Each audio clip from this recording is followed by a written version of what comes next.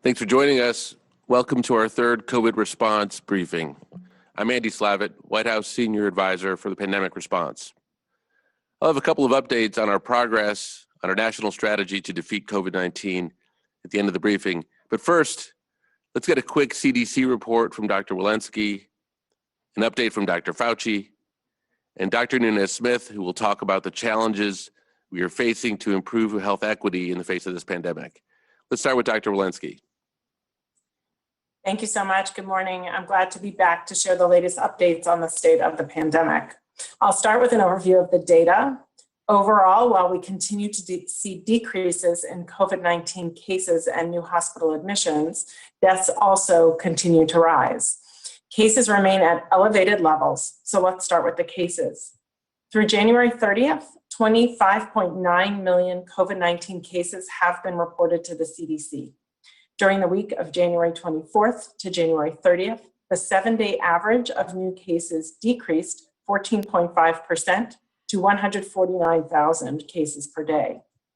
The 7-day average of new hospital admissions for patients with COVID-19 during the week of January 23rd to January 29th also decreased by 14.6% to 11,800 admissions per day. However, 85,655 people were hospitalized with COVID-19 on January 29th. Through January 30th, 438,035 deaths have been reported to the CDC.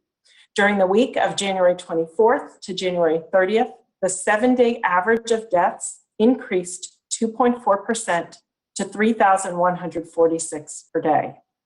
While the recent decline in cases and hospital admissions are encouraging, they are counterbalanced by the stark reality that in January, we recorded the highest number of COVID-19 deaths in any month since the pandemic began, with over 90,000 deaths recorded in January alone.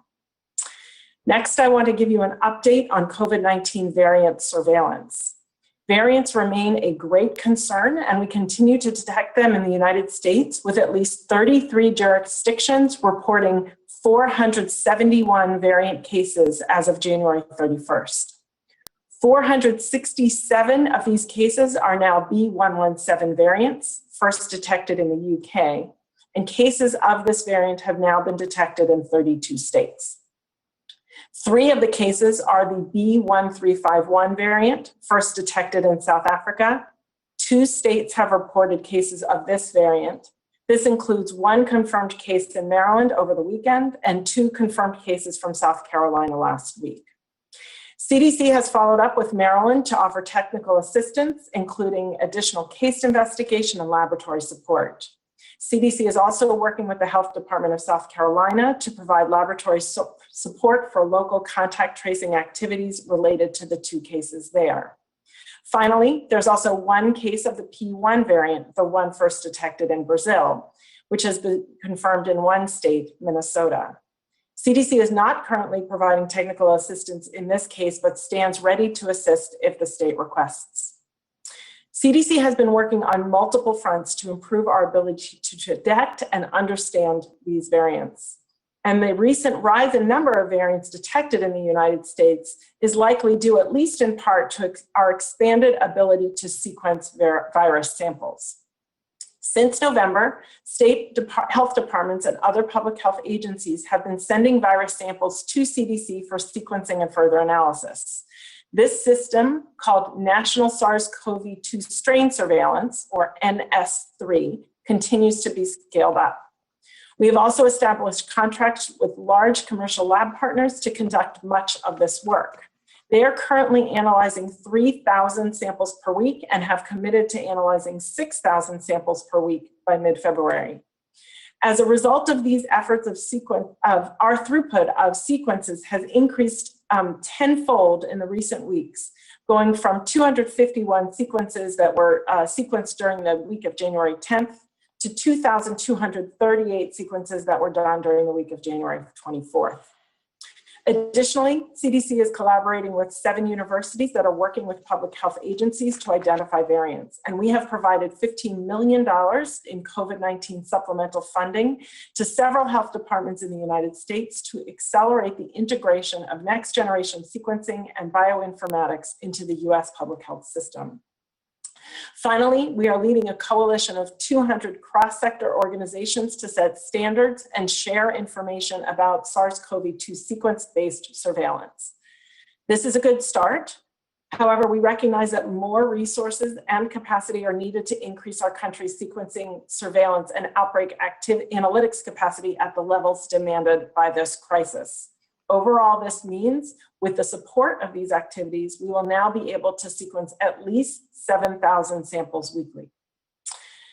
With cases high and variants emerging, I want to stress to the American people the importance of taking a few simple actions we can all take to protect each other and to stop the spread of COVID-19.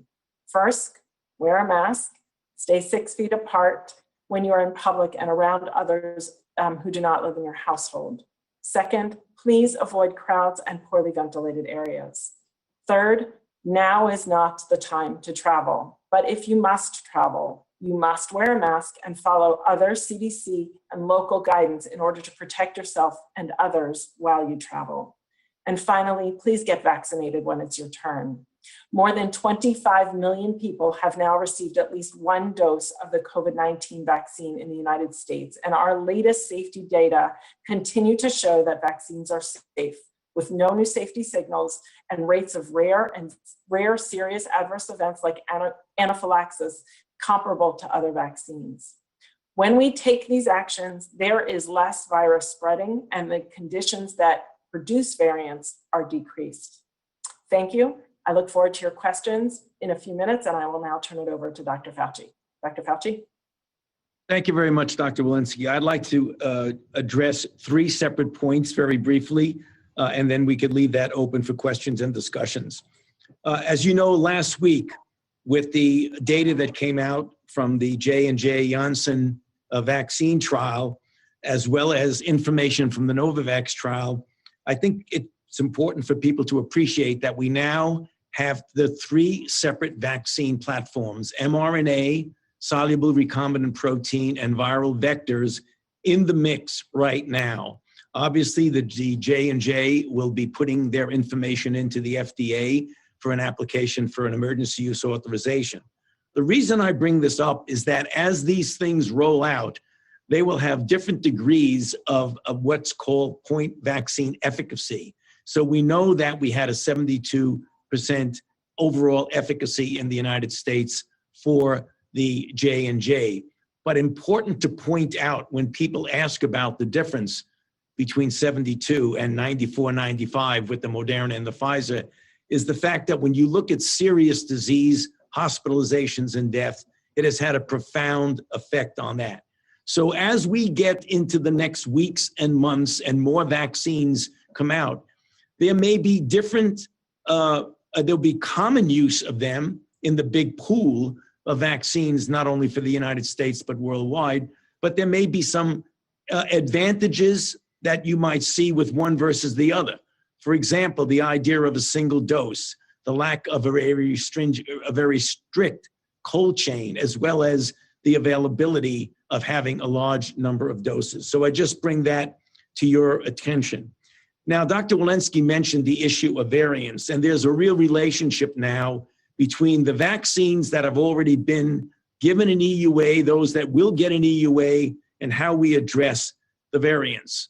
When the variants were first recognized in South Africa and in the UK and in Brazil, one of the important things that one does is take serum from individuals who have been vaccinated with the available vaccines and see how well they do against the variants.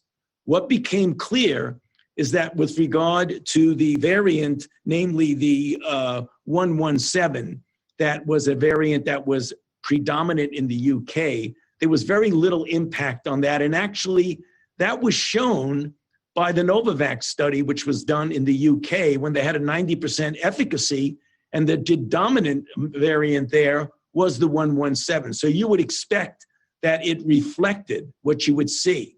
But we do know that antigenic variation does have clinical consequences, because when you looked at the South African isolates, namely the 351, that one had a multifold diminution in the efficacy of antibodies induced by various vaccines that are in use now. But it was still within the cushion level of providing some protection. The reason that was important is that that was reflected in the J&J trial. So we're learning not only that we have more vaccines, but we're learning about the virus and how it interacts with our ability to protect with vaccines. Because when you look at advanced disease, hospitalizations and deaths, there was a profoundly positive effect by the vaccine, even though the effect numerically was diminished. So for example, there was about virtually no hospitalizations or deaths in there. Now, getting to the third point, which I believe is important and relates to what Dr. Walensky said, that it is important, even when you have a variant circulating in which you may not have a 95% efficacy to prevent infection, it is very important that you might very, very positively prevent serious illness and serious disease. We've been asked questions often. Well, if you have these variants and they seem to be eluding the vaccine a little, should we really be getting vaccines, or should we wait for the next generation of vaccines? The answer is you need to get vaccinated when it becomes available as quickly and as expeditiously as possible throughout the country. And the reason for that is that there is a fact that permeates virology, and that is that viruses cannot mutate if they don't replicate. And if you stop their replication by vaccinating widely and not giving the virus an open playing field to continue to respond to the pressures that you put on it, you will not get mutations. So when we're looking at what we have here in the United States, as well as globally, when we talk about efficiently and getting these vaccines out there and into people as quickly as we possibly can, not only are you going to protect individuals from getting disease, not only are you going to protect them from getting infected, but you are going to prevent the emergence of variants here in our country. And when you look at the global situation, which is the reason why we want to make sure we're part of a global community, and we recently have joined the COVAX, which is a consortium to get people vaccinated throughout the world, is that the only way we're going to completely stop mutants is if we stop this throughout the world. So again, Dr. Walensky gave you the 4 or 5 things you need to do to protect yourselves. I want to emphasize the last thing she said, which is very important. When the vaccine becomes available to you, please get vaccinated. So I'll stop there and hand it over to Dr. Nunez-Smith. Thank you so much, Dr. Fauci. So, today I want to discuss the data that we need to drive an equitable response. Achieving equity requires an understanding of the disparities that exist, and we do that through understanding the data. So, to be very sure, COVID-19 equity must be achieved through a very broad lens, including by age, disability, justice involvement, poverty and income inequality, rural geography, sexual orientation, and gender identity. But today, however, I want to provide an overview of the current state of our nation's COVID-19 data as broken down by race and ethnicity. So here's what we know about COVID-19 inequity. We know that this disease has not affected all racial ethnic groups the same.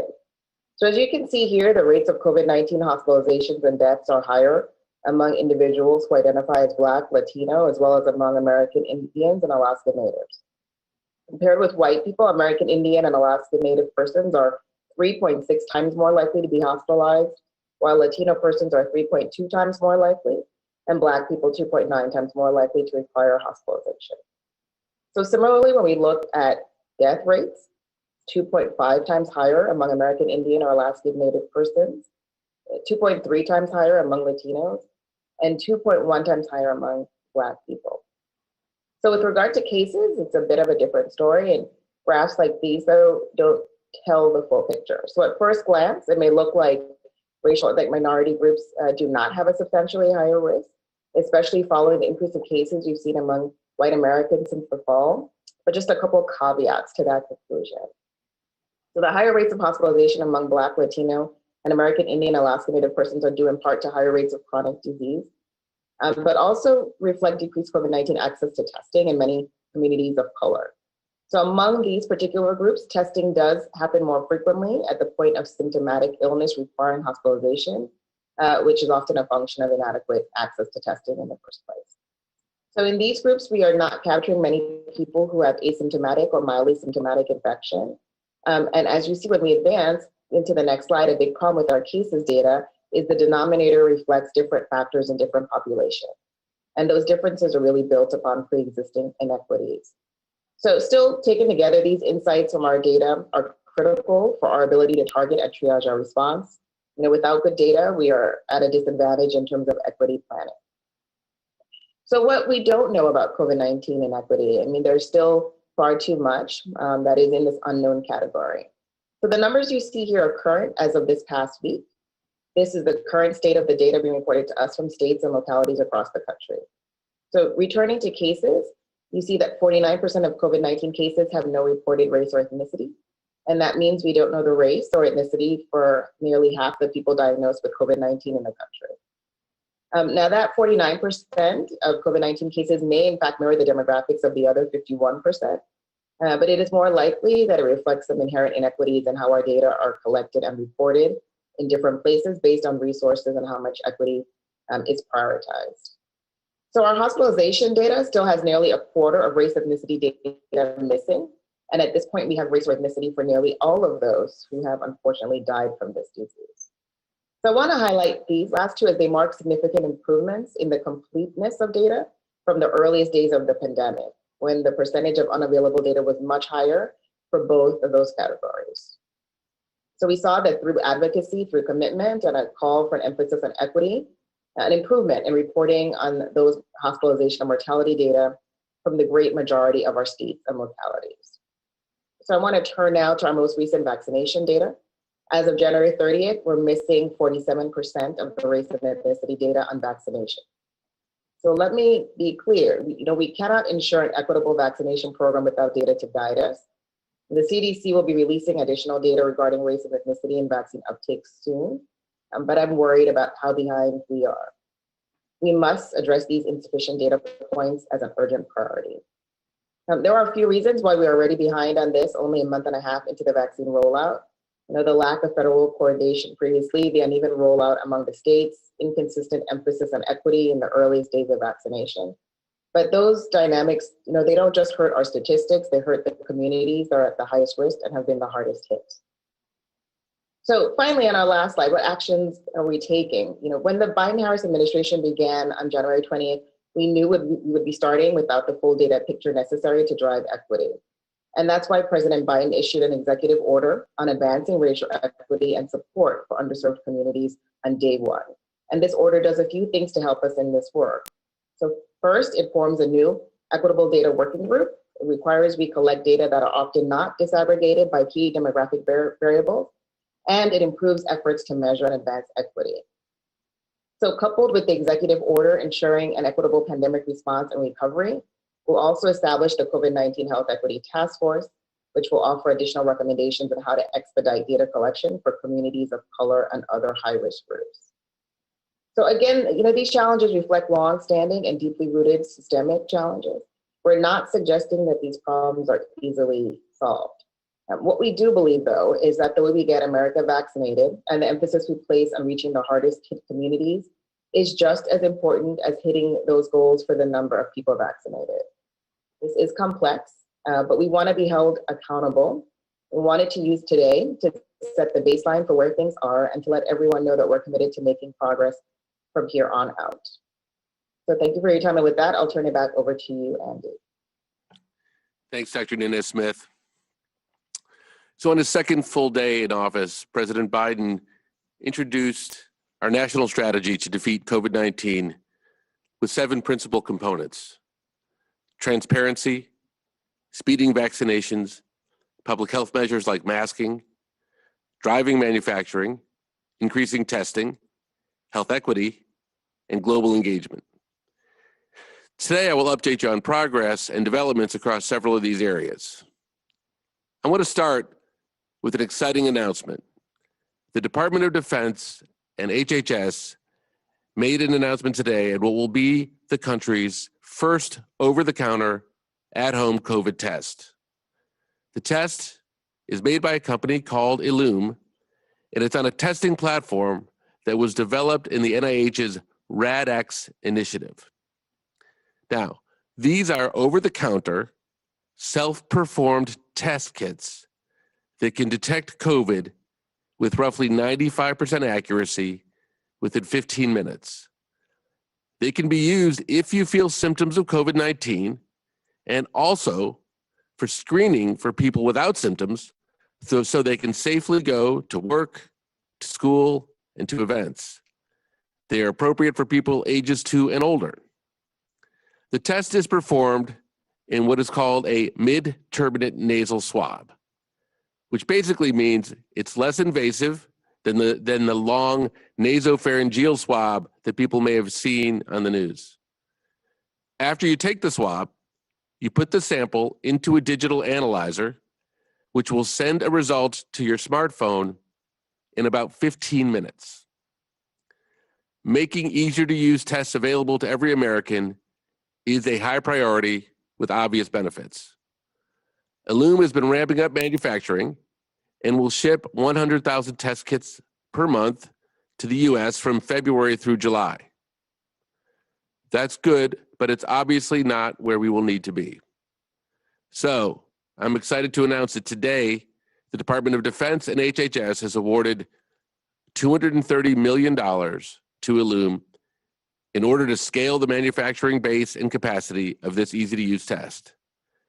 Thanks to this contract, they'll be able to scale their production to manufacture more than 19 million test kits per month by the end of this year, 8.5 million of which are guaranteed to the US government. The ability to quickly test, to contact trace, and quarantine is a linchpin of our national strategy and will be a vital part of containing the virus and stopping community spread. But in the interim, and while vaccines are still being rolled out, as Dr. Walensky repeatedly reminds us, wearing a well-fitting mask is vital. Without masks, the virus and the new variants will have too easy a time continuing to grow. The CDC is systematically looking at strategies to minimize spread and locations where spread is highest, and public transportation is one of their priority areas. On the president's first full day in the office, he issued an executive order requiring mask wearing during travel. Now, on Friday afternoon, the CDC issued an order requiring travelers to wear masks when utilizing public modes of transportation, like planes, buses, trains, and ships.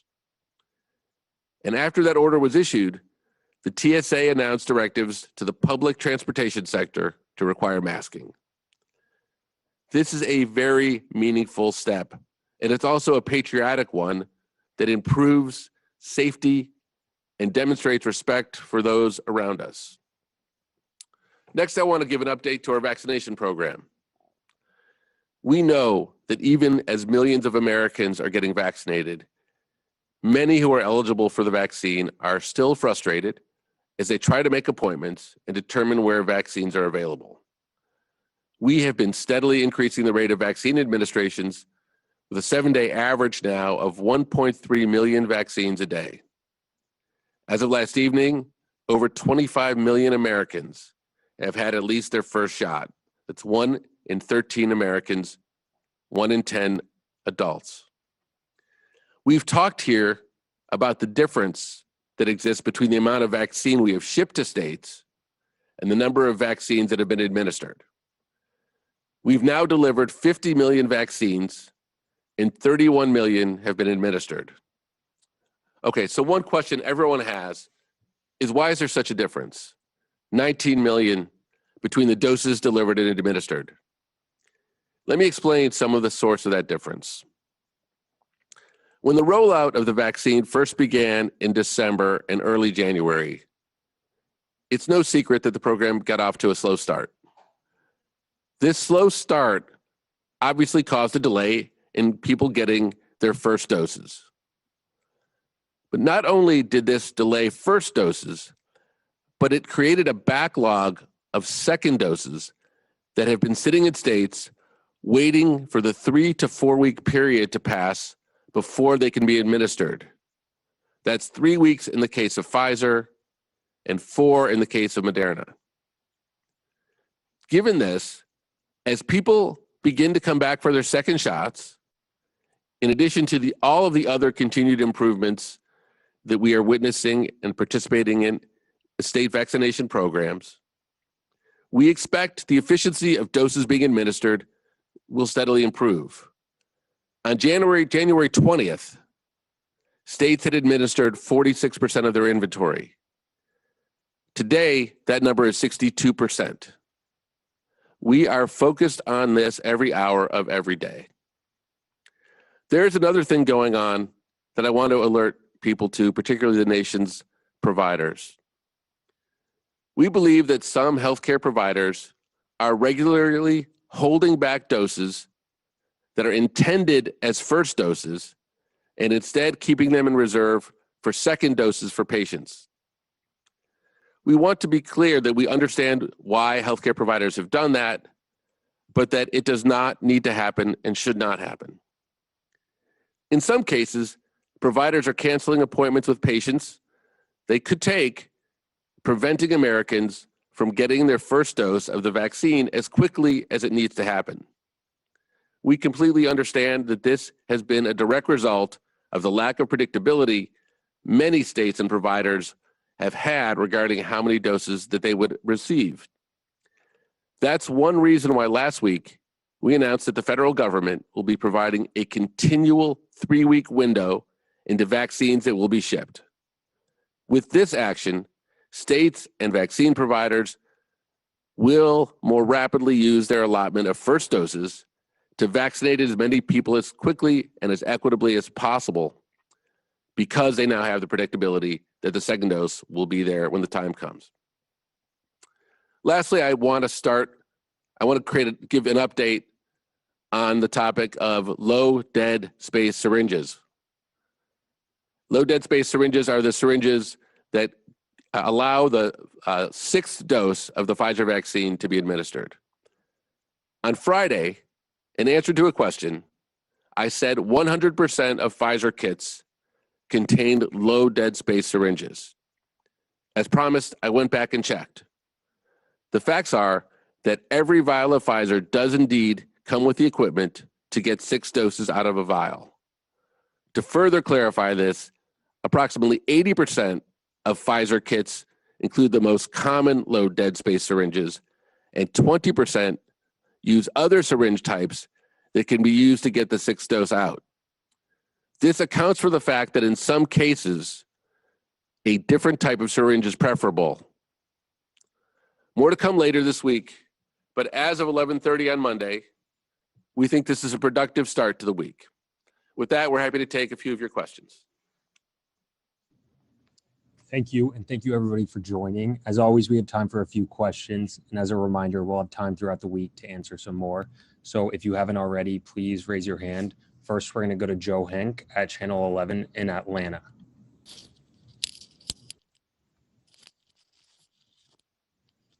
This is Joe Henke here, 11 Alive News, NBC affiliate in Atlanta. Quick question. Is there a position from the White House on some of the interviews we've heard of whether states should be focusing on just a single first dose and getting as many people vaccinated as possible versus doing the full 2 doses of the Moderna and Pfizer vaccines?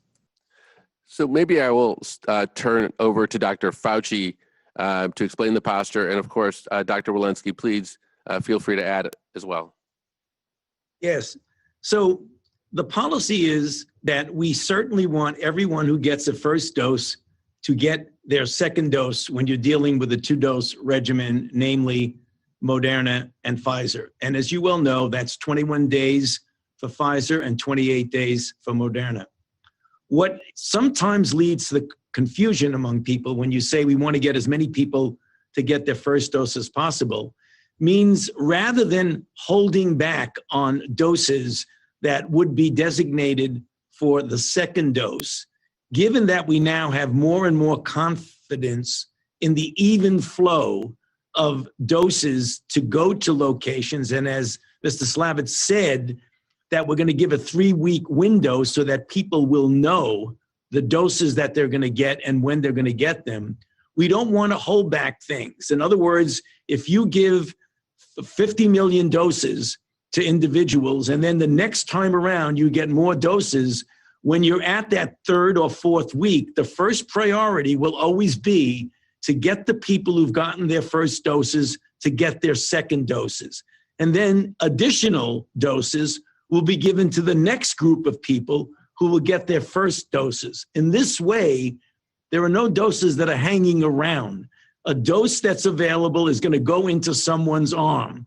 If a person is ready for their second dose, that person will be prioritized. If a person has not gotten their first dose, but you've taken care of all of the second dose people, then you go ahead with the first dose. So that's the policy that we've had, and that is working well now. Thank you, Dr. Fauci. Dr. Walensky, anything you would add? I would just comment that, the clinical trials with the 2 vaccines that have been authorized now have a 2-dose, had 2 doses in the trials. We said we would follow the science in rolling out these vaccines, and that is our intent. 21 days is what was done in the Pfizer trial, and 28 days is what was done in the Moderna trial. There are obviously concerns if we don't go with what was done in the trials themselves, that the vaccine would be less durable. It wouldn't be work for as long.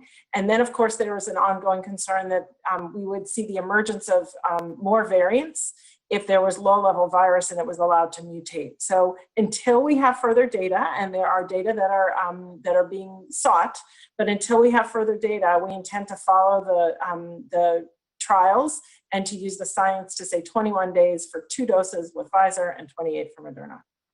Thank you. Next question, please. Next, we'll go to Sabrina Siddiqui at the Wall Street Journal. Thank you so much for doing this. You've obviously signaled that you're encouraged by the developments with the Johnson & Johnson vaccine.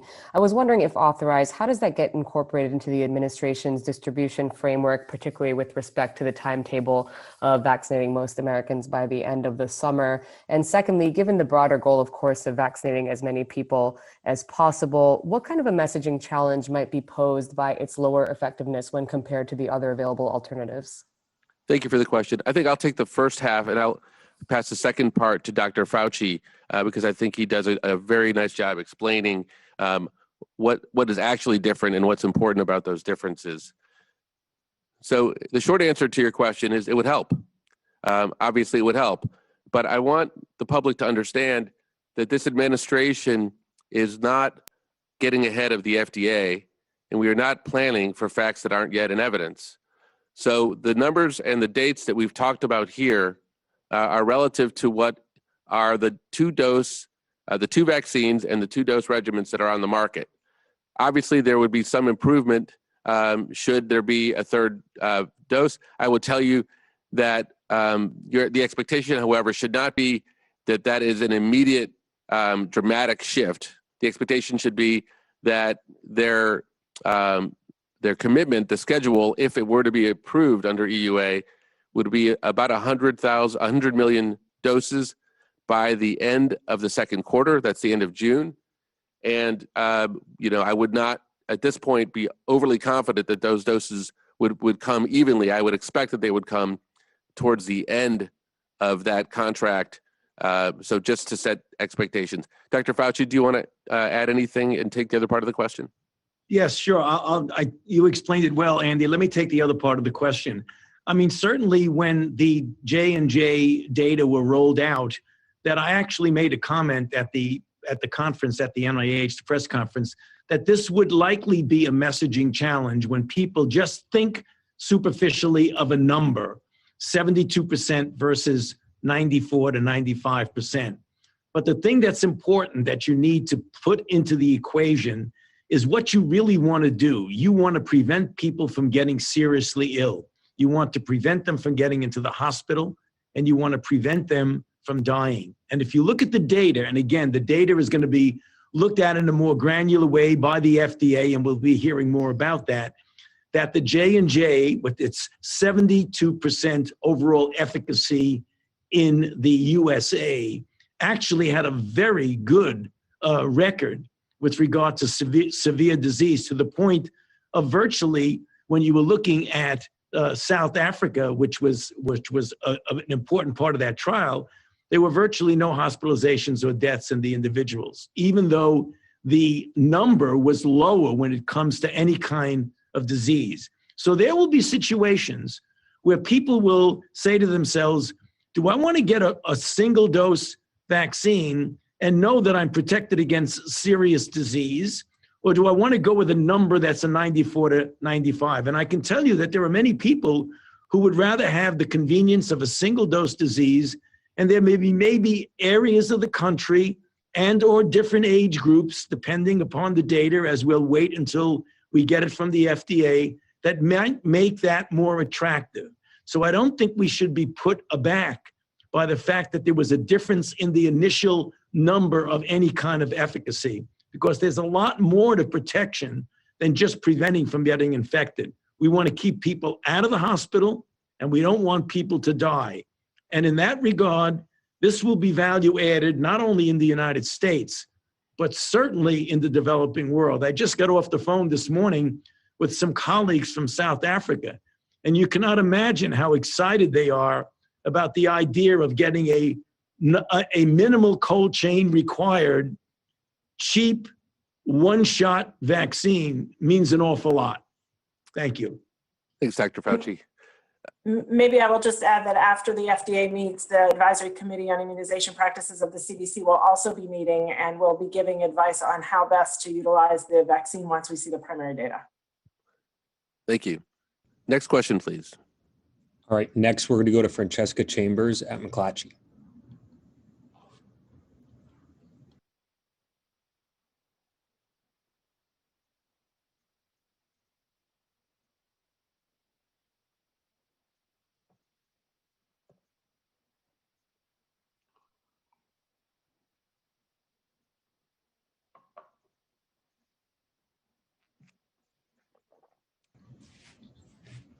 All right, I don't know what's going on there. So Can you hear me? Sorry.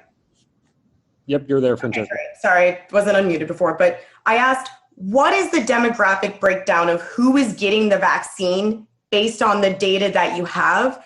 And what is the federal government doing to improve the reporting of that data? And relatedly, what is your recommendation to states based on that data to improve racial equity and how the vaccine is distributed? Thank you. Thank you. Dr. Nunez-Smith? Thank you so much for the question. So, the data that I showed is that we really, don't have as much information as we need in terms of race, ethnicity data. I know the CDC will be releasing more specifics on that, shortly and soon.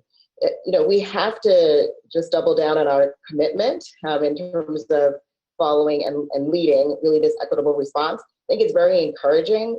I shared that at the beginning of the pandemic, in terms of race ethnicity data on hospitalization, as well as mortality, the data were insufficient and incomplete, and we've made great progress there. So I think there's reason for optimism. We're continuing to meet with states and locals to talk with them about their equity plan, provide technical assistance along the way. So that's certainly going to continue to be part of the work that we do as we seek to get better data for our equity priorities. Yeah, so we are, of course, a lot of burden falling on states, public health departments, people giving vaccines. We recognize that, we want to support them, but we do have to ask them to really make an extended effort now to report race and ethnicity data as they submit their vaccinations. It is extremely important. There are many people in this country that will find their way to a vaccine no matter how difficult it is. there are many other people in this country who are at greater risk of hospitalization and death, as Dr. Nunez-Smith pointed out, who we need to assist in getting the vaccines to. We can't do that, as Dr. Nunez-Smith so eloquently put it, until we have the information at our fingertips. So that's a call out we're asking for. Next question. All right, we have time for a couple more questions. Next, we'll go to Jonathan Cohn at Huffington Post. Hi, thanks for the call and the question. In terms of vaccines that have been allocated to states but not yet gotten into arms, I know in a lot of states there's a lot tied up in the federal long-term care partnership that CVS and Walgreens is running, and there are reports out there, everything from they're not vaccinating it quick enough to the criteria is causing them to hold off too many on the side. I'm wondering, do you guys feel like that's going as well as it could be? Do you have any plans to either try to speed up that process with them or change the way those doses are set aside so that some of them can go elsewhere and get used more quickly? Just what's your assessment of that? Jonathan, so the CDC is going to release information later today, I believe, about vaccination levels in long-term care facilities. I'm not going to front run that other than to say that I think you'll get a sense, you'll get a picture of how successful that program has been. Now, I think one of the things that we understand is that regardless of the success rate, there also was an overestimation made as to how many people are in long-term care facilities. And so there are, in some places, excess doses. And we have been working with states and with those distributors to make sure that those excess doses quickly get to the places that they're needed when they exist. Next question. All right, last we'll go to Tamara Keith at NPR. Thank you very much. So I have a few questions about this new test that is being pushed out at $30 a pop. That sounds cheap compared to the tests that are available now, but it's also a lot of money if you're thinking, I don't know, am I going to test my kindergartner every day, once a week? So how do you really see this working? Who would be paying for these tests? How does a $30 test fit with your equity goals? And are there even going to be enough of them for it to be used for screening? Thanks, Tamara. So look, the purpose of today's announcement, which is very exciting, is to move to mass production and scale. And obviously, the unit costs will come down only when we can get to that mass production and scale. So there's a chicken and egg problem that I think we have taken a step to solve today by creating mass production so that we will have tens of millions of these tests out there. Secondly, we know there are efforts to create even lower cost and more innovative approaches, and we welcome those. The RADx program and many of the other programs to drive innovation has unleashed, in many respects, a side of America that we haven't talked a lot about during the response to this virus, which is the entrepreneurs and the innovators and the inventors. And so I couldn't agree more that things that are not low cost and accessible don't do us all the good we need. Third point you make is a good question, which we don't have a complete answer for today, which is a question about policy. What will the federal government, state governments, local governments, school districts, what steps will they take to make these tests more available and more affordable? And I think that is an important equation for everyone at the state, federal, and local level to factor into their thinking and their planning, because you're absolutely right that life doesn't change until we create more ubiquitous capability, not only around what we've talked about here, vaccines, but also testing and also many of the therapies. So that's the work ahead of us. I think with that, I want to thank everybody for joining this briefing. We will be back on Wednesday to do the next COVID-19 response briefing.